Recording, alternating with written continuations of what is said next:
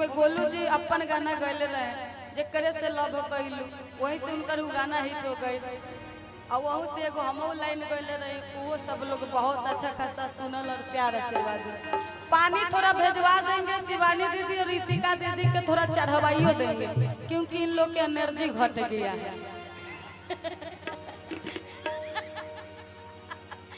आइए ना वो आ जाएगा पनिया तो हम आपको चढ़वा देंगे ठीक है हो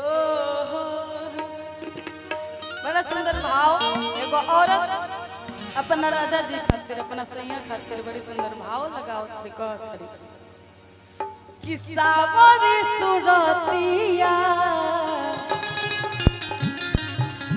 अरे मोहनी मुरतिया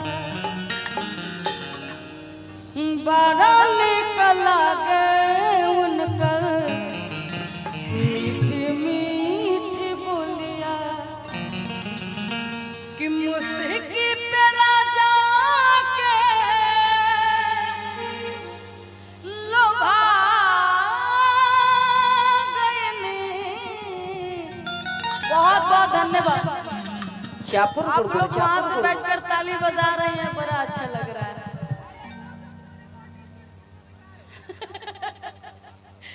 कि मुस्की पे राजा के अरे लोभा गईनी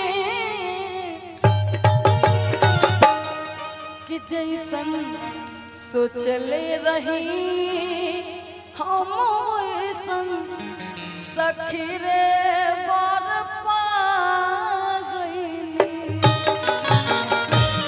कि जैसन सोचले रही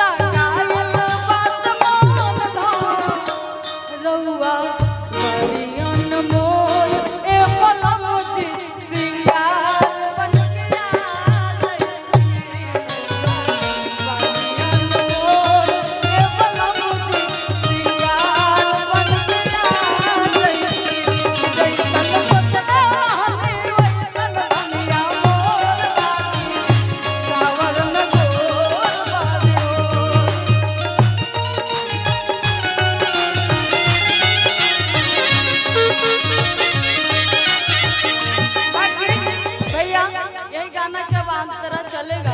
हाँ, मुर्गी की तरफ ही चलेंगे। हम चाहेंगे कि कोई गमछा आगे से बढ़ाएंगे। गमछावा दे दी। हाँ,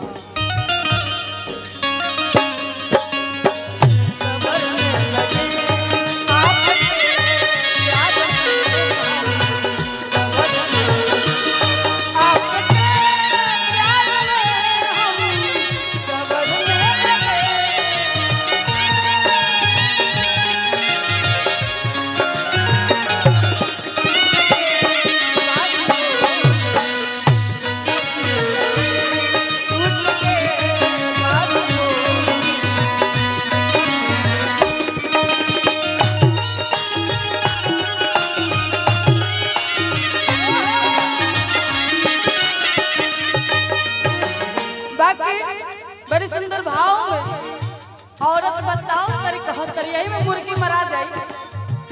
बड़ा आगे वाले के मेरा भैया लोग के फरमाइश पर मुर्गी मार दो मुर्गी हो जाए। बाकी कहे के बात को देखो। हां, अब खाली रही से रहल। बाकी अब शिवानी दीदी पकड़ ल।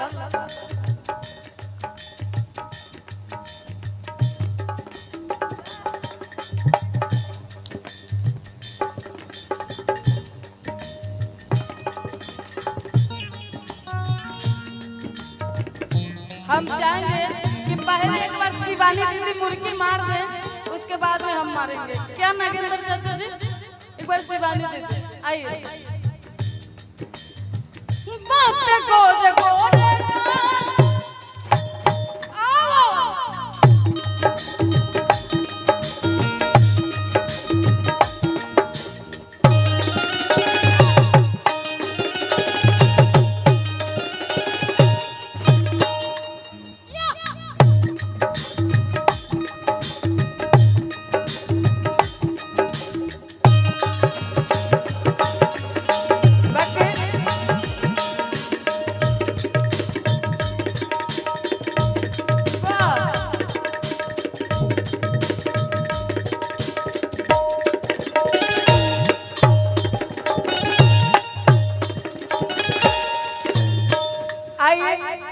बड़ा सुंदर शिवानी दीदी मुर्गी मार ली। हम तो कोशिश करत रहिला कि तनिका बहुत अच्छा करी आ कुछ नया हो नागेंद्र चाचा। तो आई अगर मुर्गी लगी तो लास्ट में लोग प्यार आशीर्वाद दे थाली बजा के।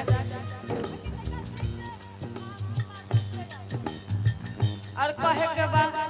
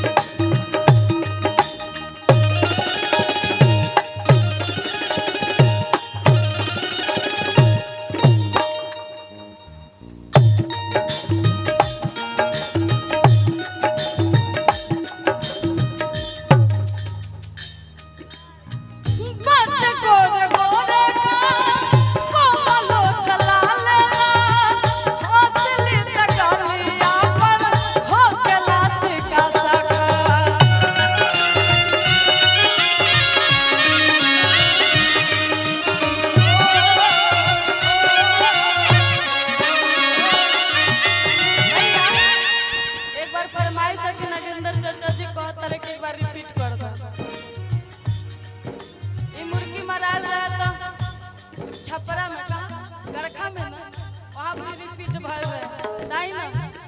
चाचा जी के फरमाइश से तो कला अधूरा रहा।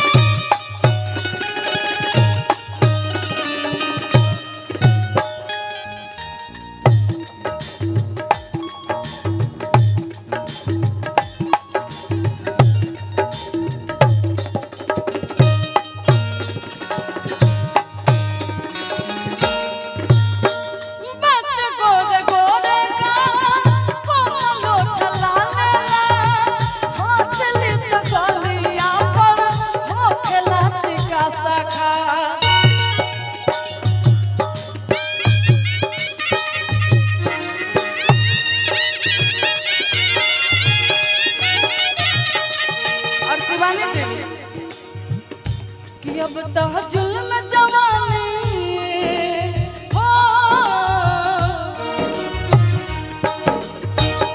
कि अब तो जुल्म जवानी चंदा से चकोर वाली सावर न गोर वाली कि जैसन सोचले रहनी वैसन पियवा मोर वाले सावर न गोर वाले थोड़े थरहर पातर मोट थोड़े थोर वाले सावर न गोर वाले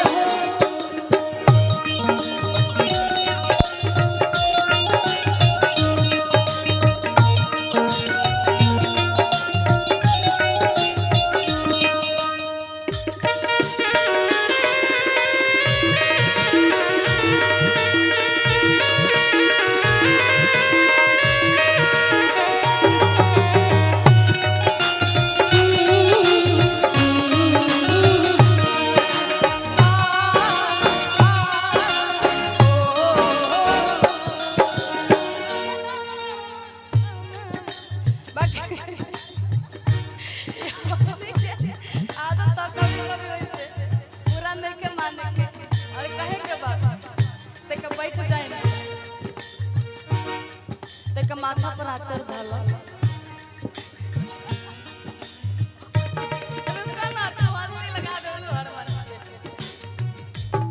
सोच के सजा